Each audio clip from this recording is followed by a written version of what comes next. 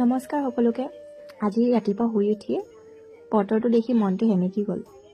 মই এনেকুৱা সেমেকা বতৰ বৰ এটা ভাল নাপাওঁ। কি কৰি ভাল পায় বাৰু এনেকুৱা বতৰত আপোনালোকে?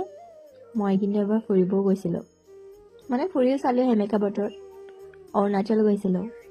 ইমানে ঠাণ্ডা লাগিছিলে যে, ইমানে বতাহ বৰষুণ দি আছিলে, সেইবাবে বেছি ঠাণ্ডা লাগিছিলে যে গাড়ীৰ পৰা নামিবই মন যোৱা নাছিলে।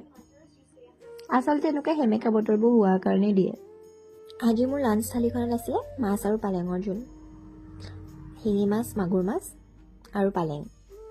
মায়ে কিন্তু খাই ভাল পায় আমাৰ, ময়ো বেয়া নাপাওঁ। পিছে এইবাৰ মূলাৰ আচাৰো বনাইছিলোঁ, নতুনকৈ ইউটিউব চাই শিকিছোঁ। খাই কিন্তু ভালে লাগিলে এইবাৰ। মাছৰ পিটিকা বনাইছিলে পাপাই, পিটিকাও সজাই ল'লোঁ কাঁহীতে। মই কিন্তু পিটিকা খাই বহুত ভাল পাওঁ। মই পূৰা সকলো বস্তুৱে ভাল পাওঁ। জাতিলাও চব্জিও বনাইছিলোঁ। একদম চিম্পল আছিলে থালিখন,